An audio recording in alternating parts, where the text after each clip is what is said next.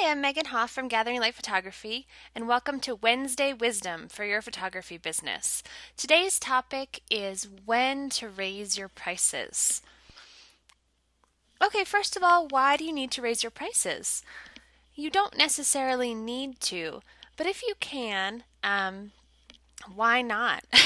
It gives you a chance to work with fewer clients and give each one of those clients more individualized attention. And when you can do this, your clients sense it and they appreciate that you are serving them to the fullest and giving them your all. So if you can charge more, you can take on fewer clients for the same or even more money. So you're happy and your clients are happy. It also means that you can have less stress and more time to be creative. Sometimes, as photographers, we get into this idea of a number of weddings that we need to have each year in order to feel like we're successful. When really we should be thinking about the amount of money that we need to make in order for our business to be successful, not the amount of weddings that we need to do. If we can do less weddings, again, for the same amount of money or for even more, why not? We will not be as stressed and crazy by the time wedding season is over. And you'll have more time to be the creative photographer that you want to be, maybe work on some personal projects. All of this benefits your clients as well because they are getting a less stressed, more creative, not burnt out photographer. So it's a win-win situation. So there's two ways that you can raise your prices. The first is that you decide what amount of money makes you comfortable. And when you reach it, then you can raise your prices for any additional work inquiries that you get. Okay, let's just use an example. Let's say you want to make $40,000 a year in your wedding photography business. Once you have the amount of clients booked that's going to get you to $40,000, if anyone else contacts you to do their wedding that year, for example, you will charge them more because technically you don't need to book that wedding. And if you can book this additional person, it's great. And it's even better if they will book you for your new, more expensive prices. So it's a great way to try things out. You're already in a super comfortable position. You're where you want to be. And it gives you the chance to test out your new pricing system. And if it doesn't work, that's okay. And if it does, awesome. The other way that you can raise your prices is when you're looking ahead.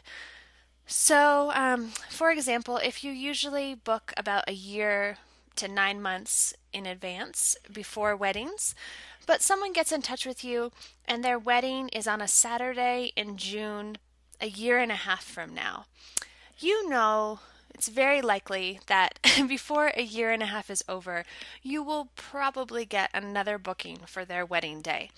So when they get in touch with you that far in advance, you can, again, try out these new, more expensive prices on them and see what happens. If you do this several times for far ahead bookings and no one is interested, then you may need to adjust things slightly. If one person turns you down, don't abandon this altogether. But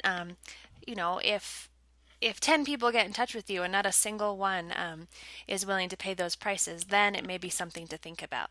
So this is just kind of the opposite of the other one.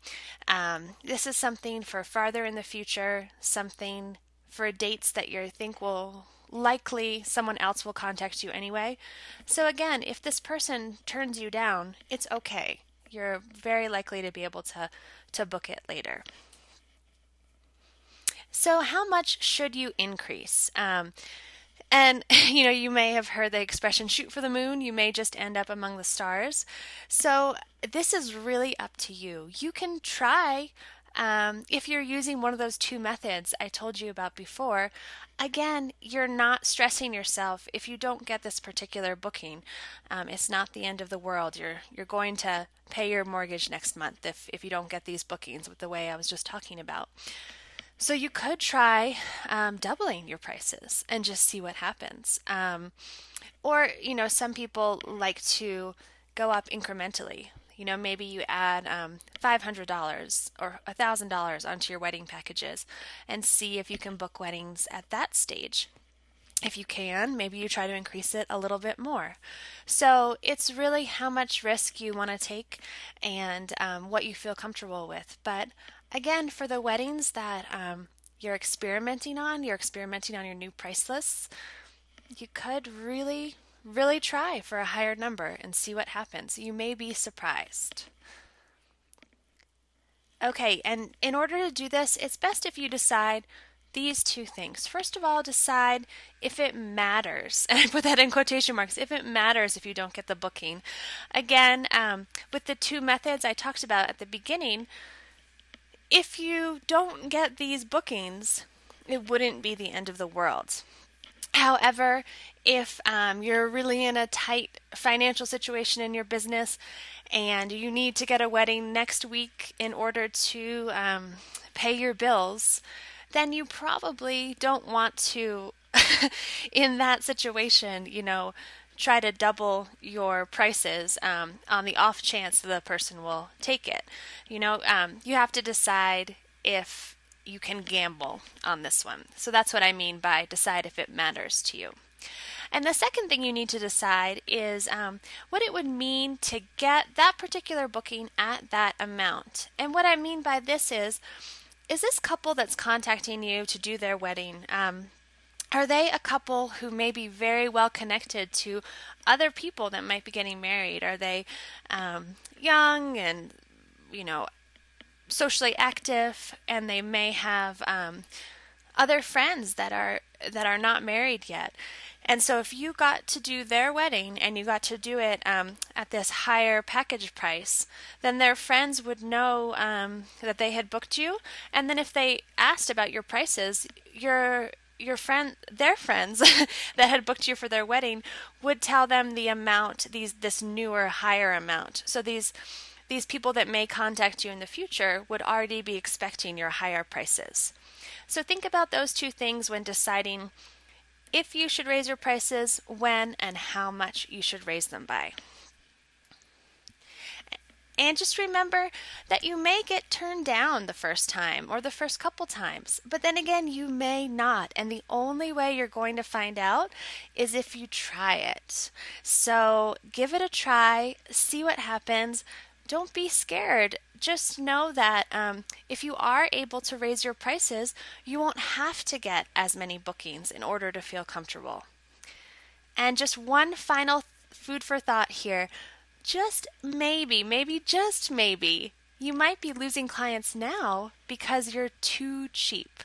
People might have an idea of a number that they're going to spend on their wedding photography, and if you're less than that, they may think it's because you're not as good as someone else, which may or may not be true. But just think about that. That might be one way to help you not be frightened when raising your prices. And that's it for today.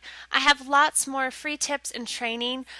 If you go over to photobiz-secrets.com and you'll sign up to get a free training video and a whole series of free tips and training for your photography business. Thanks so much, and I look forward to talking to you soon.